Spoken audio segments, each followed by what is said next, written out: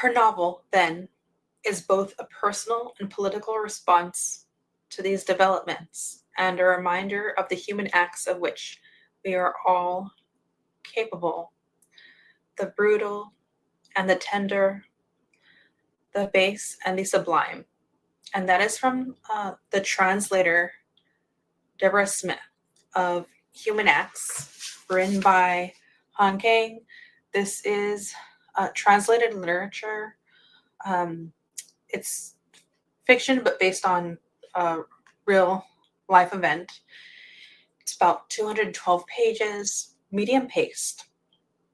I did hybrid read this, so I was reading the book and listening to the audio at about 1.35 speed.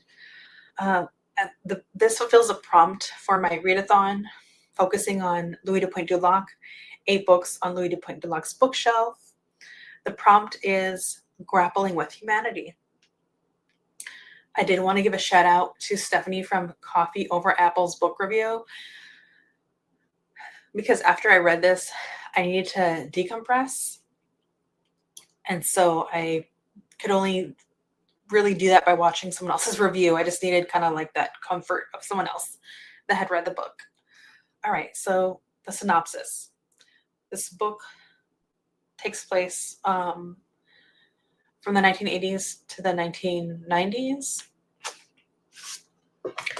I choosing to read the synopsis from Barnes & Noble because if I try to wrap this up in summary, I don't think I'll do a good job. And I just read this last night, so it's still like an emotional read.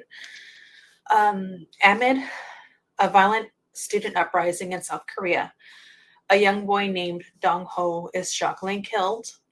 The story of this tragic episode unfolds in a sequence of interconnected chapters as the victims and the bereaved encounter suppression, denial, and the echoing agony of the massacre. From Dong-ho's best friend, who meets his own fateful end, to an editor struggling against censorship, to a prisoner and a factory worker, each suffering from traumatic memories, and to Dong-ho's own grief-stricken mother. And through their collective heartbreak and acts of hope is a tale of a brutalized people in search of a voice. And so this uprising happened after there was so many different shifting takeovers as president, and there's just this long-standing repression that was going on in a variety of ways. And so each chapter is like this different point of view from a different character. And even though it's all regarding one event, it almost feels like a short story for each person that this book represents. So there's the boy's friend that take place in 1980. The editor takes place in 1985. And then there's a prisoner and the factory girl in 1990. And the boy's mother in 2010. And it's all wrapped up by the writer in 2013. This book was just raw, emotionally distressing, and incredibly graphic. I'd say before I read this book, just to prepare, if you're in the right mindset or not, maybe just look up the trigger warnings before you proceed, because this book is just, it's worth reading and getting to know a part of what was going on in South Korea. But yeah, you want to read that in like the right mental state is what I'll say. The most emotionally moving of all the stories, they all are, but the one that really got to me is the second character we read from, and that's the boy's friend, taking place in 1980. It's the character you're reading from is already dead, and so going back to those graphic details with the writing, the reason why this book is so effective is because this book does not take you don't even need like a lot of how do I say this? artistic license with this. Just observing and describing things as they were is effective enough. And that's what happens with the boy's friend. He's already been murdered, and just the way that they kind of grab the bodies and like pile them on. And so I guess essentially a ghost is describing what's happening to them from the moment they get tossed onto a truck until right before they're going to be cremated, and all their thoughts between the chaos of what happened, not really having all the answers, to the end of their story, which is just before they are cremated, they just wish that they could have done something different to help out their friend. And I think that's what really like got to me, is the fact that the boy's friend feels that way when it's really out of their control. None of it's their fault. They did the best they could. And their fate, as well as their friend's fate, is not like their fault. There's just like all this brutality and chaos that happened. And so, yeah, I'll just say that. I just was not expecting that to be written the way that it was. I wish I knew the name. There's a horror story, a short story written by Stephen King. If I could find out the name of it, I will put it in the details. And it's about something similar where someone's actually, they're not dead, they're just paralyzed, and they're reading from their point of view. And they're about to be, they're like going to be a part of an autopsy because they're thought to be dead, and it's them trying to like gain the ability to move, just try to stop this thing from happening. And there's something about that feels a little bit claustrophobic that the boy's friend kind of reminded me of. And actually just the writing of it, the experience of just observing things around you is scary enough. And so that's kind of where my mind went. The editor, which takes place in 1985, is just again about this editor that's trying to navigate censorship, and what we're experiencing is just there is such a violent consequence to trying to get stories out there. And what really hit me hard is actually the idea that the bruises from the editor are already gone, but the memory of what happened to them is still there. And just the way that the author writes it was incredibly moving. I just read this last night, so I'm trying to hold it together.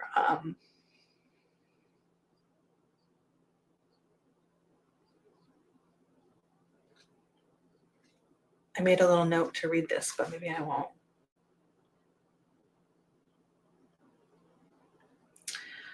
So this is from the editor's point of view. And she writes, she closed the book and waited, turned to face the window and waited for darkness to fall. She had no faith in humanity. The look in someone's eyes, the beliefs they espoused, the elegance with which they did so were, she knew, no guarantee of anything. She knew that the only life left to her was one hemmed in the niggling doubts and cold questions. And so then we get to kind of see like the consequences, the violent consequences play out. Another story is The Prisoner, that also takes place, oh no, that's in 1990? Okay, 1990. And what really hit me with that one is that this prisoner talks about coming together, and they're ready to, I guess, deal with this battle, but that there were other political figures on the news saying they're so brave because basically they have like a death sentence. They're not going to survive. And it's just disheartening to hear that people that should have your back are openly saying publicly that they don't think that you're going to survive. And that was really brutal to have someone believe in something only to have it pan out the way that it did. And for that one, I was going to read from page 134. The character writes, I'm fighting alone every day. I fight with the hell that I survived. I fight with the fact of my own humanity. I fight with the idea that death is the only way of escaping this fact. So it really deals with like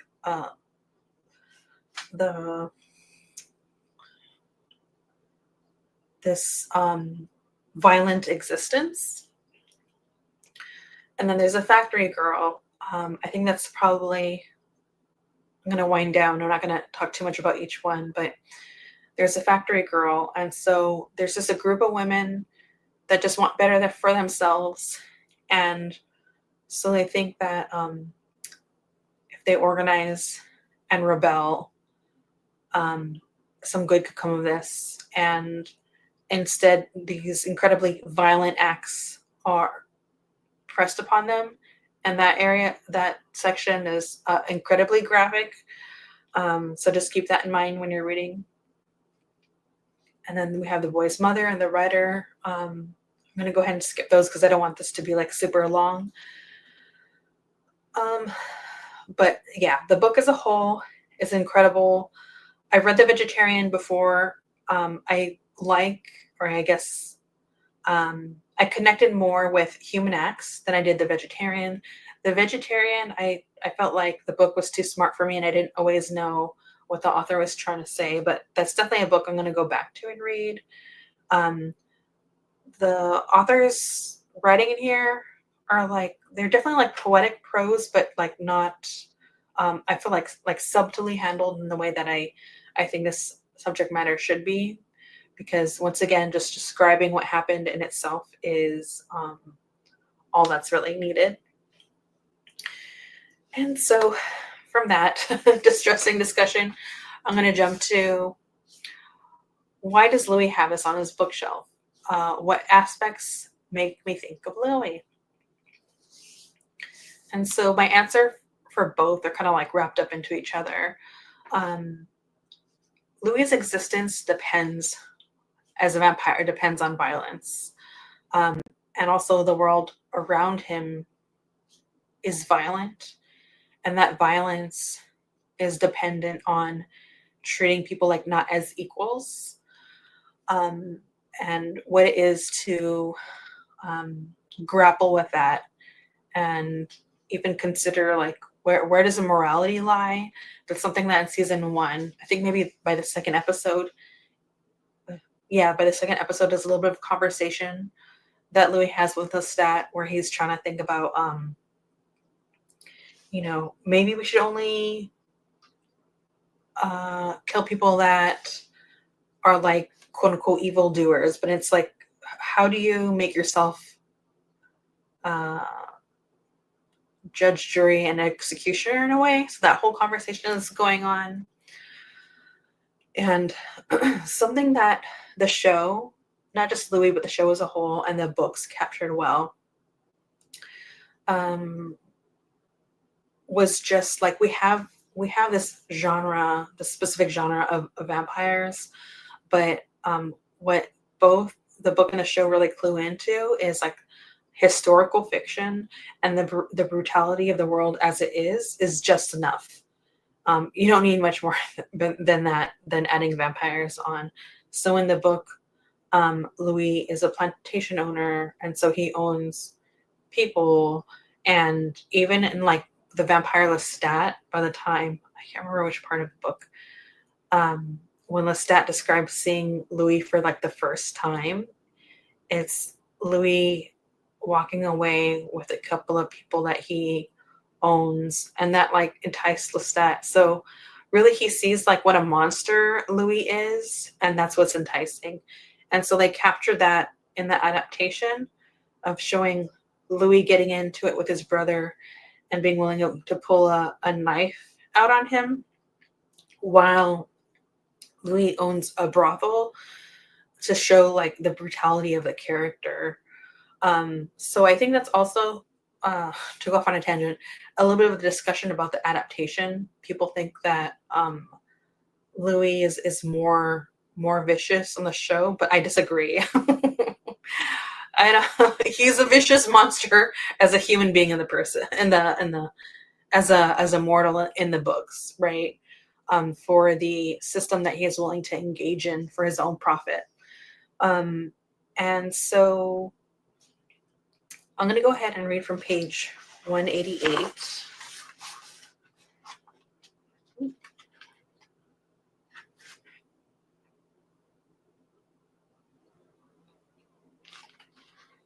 I think they're talking about mortality, if I remember. I don't. Okay, this is from the mother.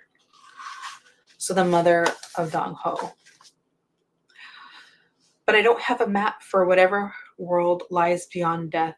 I don't know whether there, too, there are meetings and partings, whether we still have faces and voices, hearts with the capacity for joy as well as sorrow. How could I tell whether your father's loosening grip on life was something I ought to pity or to envy? Winter passes and spring comes round again. Spring sends me into my usual delirium. Summer brings exhaustion and an illness I find difficult to shake off. By the time autumn sets in, it's as much as I can do just to keep breathing, and then in winter, of course, my joints stiffen up. The ice that penetrated deep into my bones, into my heart, never leaves me. However sweltering the summer, I never shed a single drop of sweat. So this is just actually Dong Ho's mother is just expressing their feelings, and also through her chapter we get to see like how other people are processing the death of Dong Ho. And I thought that was really beautiful. Also conversation about mortality and not knowing what's like on the other side, and how scary that could be. But also when you experience so many terrible things going on in the world, how scary it is to also not have an idea of like of the unknown, right? And then my last quote is going to be from page 101 to 104, and this is from the editor chapters. After you died, I could not hold a funeral, and so my life became a funeral. Oh, return to me. Oh, return to me when I call your name. Do not delay any longer. Return to me now. After you died, I couldn't hold a funeral. So these eyes that once beheld you became a shrine. These ears that once heard your voice became a shrine. These lungs that once inhaled your breath became a shrine. The flowers that bloom in spring, the willows, the raindrops, and snowflakes become shrines. The morning ushering in each day, the evening that daily darkened became shrines. After you died, I couldn't hold a funeral, so my life became a funeral. After you're wrapped in a tarpaulin and carted away in a garbage truck. After sparkling jets of water sprayed unforgivably from the fountain. Everywhere the lights of the temple shrine are burning. And the flowers that bloom in spring, and the snowflakes in the evening that draw each day to a close, sparks from the candle burning in empty drinking bottles. And you know what? I just realized that last sentence, that's the same idea of empty bottles coming up that was also in